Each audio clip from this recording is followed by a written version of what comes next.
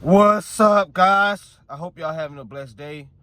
So, I've been meaning to touch on this team in the NBA for a while now. They look terrible. They've been looking bad. It has been a horrendous start for them since probably preseason. It's been the Philadelphia Sixers, guys. They have been pretty bad this year. Very bad. I think Paul George got hurt early in the year in the preseason, and it looks like he's just been unhealthy the whole year. Don't get me started on Joel Embid, but the good news that I really like to watch is Tyresse Maxey. That kid is a baller. He just goes out there and just go get you a bucket at an elite level. Reese Maxey is such a likable kid. I love watching his game. His personality is amazing. He's always laughing, always smiling. But for him, it says something when you have a good-hearted person that's always laughing and has such great energy. For him to finally say, bro, I need your big ass in these meetings early on. No more late, bro. And you go tell that to the superstar like Joel Embid, that just goes to show how frustrated he's starting to get. For somebody like him, with his jolly personality, for somebody like him to go tell a superstar, it's time for your ass to get in these meetings on time. Get to practice on time. We can't just be doing whatever we want, bro. This shit wild with 20 and 35. On top of that, Joel Embid, you can't stay healthy. I like you. I think you more dominant than Jokic to me. To me personally, that's my opinion. That's my opinion. When you're playing, when you're healthy 100%, I'm more worried about going against you than Jokic. Because you know with Jokic, he gonna take some nights off with his assists, getting guys involved. That shit, you got it with Embiid, you gotta deal with that for 48 minutes. Constant pressure. With his post game, with his big body. Then you popping out to the 3-point line. Then I gotta guard that. Then you're physically strong. I have to deal with that. Then on top of that, I'm not gonna compare it because it's apples and oranges. If you say Jokic, I'm not here to argue with you, but he was busting his ass. Busting his ass. When Embiid was healthy. Embiid was busting his ass. Come on, bro. But that's neither here or there. I'm sure Jokic had games where he busted Embiid ass, so it's neither here or there. Back to my main point, you can't stay healthy, bro. You can't stay healthy. It looks like it hurts for you to walk up down the court. You look like you're in pain, bro. You look like you're in pain, bro. You look mad. I don't like how you look walking up and running up and down the court. Your body is breaking down. 30 years old, your body's breaking down. And we saw this shit happen with DeMarcus Cousins. It just broke down. And it kept breaking down year by year by year. And it was it was terrible to see. And really hurt us because it felt like DeMarcus Cousins got his career stolen from him. Because he was just as dominant. And you see this with Embiid. He can't stay on the court, guys. This guy's only played in 18 games this year. You're averaging 24 points per game. You're averaging at 45% shooting. Looking at my notes, that is his lowest field goal percentage of his career. He's a 50 field goal percentage guy. 45. As a big man, that's not pretty. You got to be in the high 50s at a big man, especially your superstar. So you know what that tell you. You're not getting in your rhythm. You're not getting your spots. You're missing around the basket, most likely.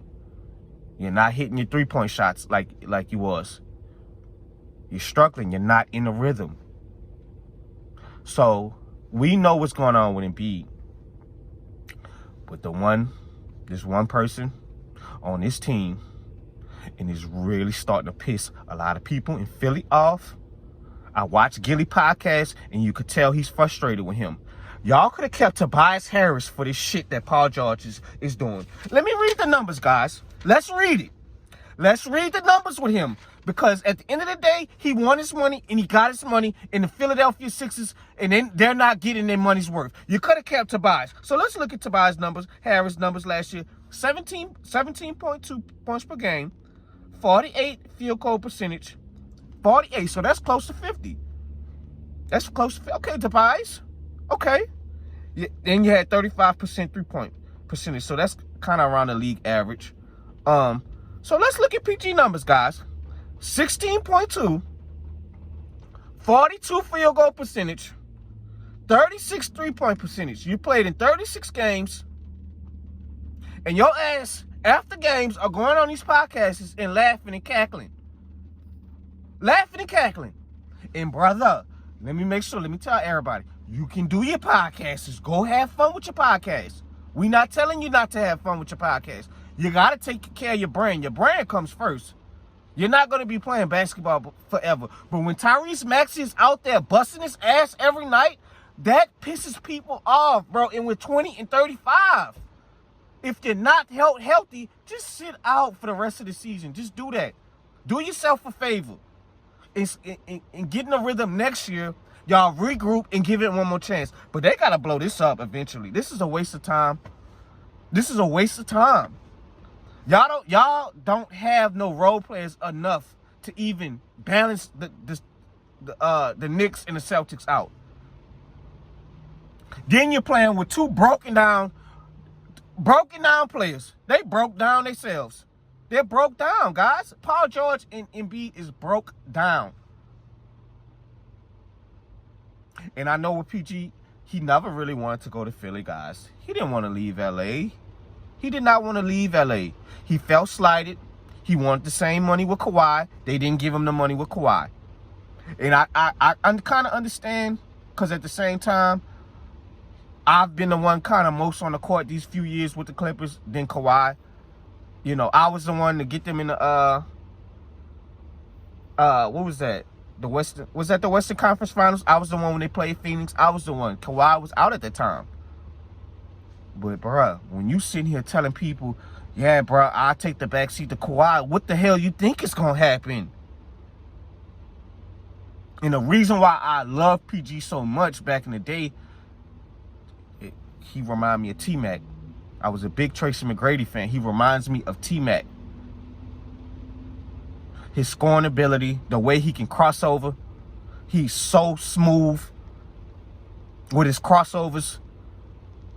Being able to sauce people up off the dribble, step back shots, athleticism, can play the defense, can pass. But bruh, you another one it's just like, it's with you, I wish you can be a killer and just go out there and just take the ball by the horns. You're another one, bro. You're another one, PG. You used to do it in Indiana, but after Indiana, I don't know what happened. After the injury, I don't know what happened, bro. And you're still a top 15 player in your best days, so it's just, I don't know. Then the OKC debacle, you mess over them. You basically tell them, I'm here to stay for the longevity so we could try to go win a ring. Then you change your mind. You want out. And you got time to do these podcasts. But and this is the thing, guys. This is the thing that trips me out. He's another one that's a Kobe guy. He wore 24 for Kobe. He's another one that's a Kobe guy. These guys be Kobe guys, but don't have the mentality of Kobe. You see what I'm saying? You see the disconnect with that? You know Kobe. You know what Kobe would say if he was here. If you go for some advice. Yo, Kobe, I need some advice on this. How should I take? I'm going to a new team. Get off the podcast. Lock in 82 games a season. Lock in. Get your body right. Get your mind back right. Get refreshed. Get locked in on winning a championship. That's the mentality Kobe got. Kobe didn't have time for all of this foolishness on the camera.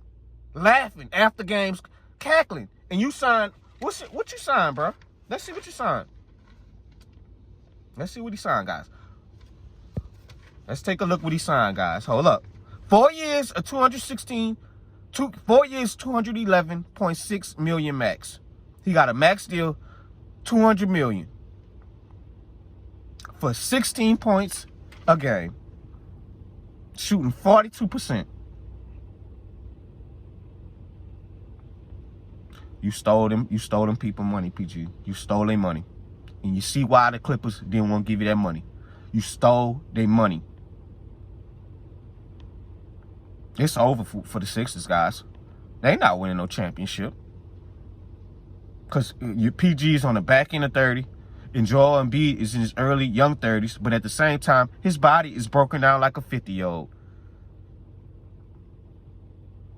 It looks like you're hurting when you're running up the court, Embiid. It looks painful to watch, bro. That does not look good. And then PG had the nerve enough to come out with a whopping 2 fucking points a week ago in 37 minutes.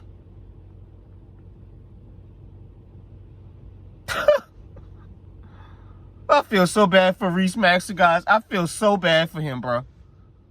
Because you could tell that kid is a gym rat. And I got to watch these two broke down bum players, still superstars, but the mentality they have, it comes off bummy. I gotta go out there with them. They in and out of the lineup when I'm sitting here gotta put up 30 just to lose by 10 points. They have been bad. And Reese Maxey is not that guy to where he's gonna be a number one guy, guys. And take somebody. We know that. He's a scoring guard. To go out there and go get you a buck. That's what he is. Well, a lot of that times those type of guys be a little streaky. But Reese Maxey, man, his slashing ability, and when he get hot from the 3-point line with his step backs, it gets nasty. He had an amazing series against the Knicks, I think, last season in the playoffs. But, you know, he can't keep doing it by himself. This is what you pay Paul George. You pay Paul George for stuff that Tobias Harris couldn't do, because Tobias Harris wasn't giving it to you in the playoffs. But I'm like, bro, you could have kept Tobias Harris for this shit. So, Sixers, I don't know what they're going to do in the future. I think they probably their best chance with running back next year. But I don't know what you're going to run it back for. You're not getting far in the East. Not with this roster. Not with these guys. Nah, man. And what you gonna do? You just paid all this money in B. You just paid all this money to Paul George. Ain't nobody gonna want these contracts. I can tell you that right now. Nobody gonna want that. So you bet on the championship ring, and this is what happens. This is the same shit with the Phoenix Suns. And then on top of that, y'all role players are not good. I don't like none of your role plays. Your role players. I don't like none of them guys. I don't like none of them. Kelly Oubre he's mid. Kyle Lowry is old. He's ancient. Wabasele, he can stretch the flow, but he's not. He's still young. You know, Drummond, he's past his prime. The list goes on and on with the role players. They're not scaring no Knicks with Anunoby and Bridges and all of those great role players. Josh Hart, they ain't scaring nobody. Don't get me started with the Celtics. The Magic are on the rise. They just was I think Banchero and Wagner went out for some time. The Cavs, with their great role players they have, and they superstars. You're not gonna be able to compete with that in the playoff level. You're not gonna be able to do that, especially even let's say you do get in, guys. Let's say they do get in. They're not even in a rhythm. That's gonna be 4-0 sweep if they meet up with one of them elite teams. So that's all I got, guys. Paul George and Joel Embid is just, I don't know, man. I don't know. It is what it is. I feel bad for Sixers fans, but at least they get to enjoy their Eagles championship, because as the basketball team, they look absolutely horrendous. I'm out, guys.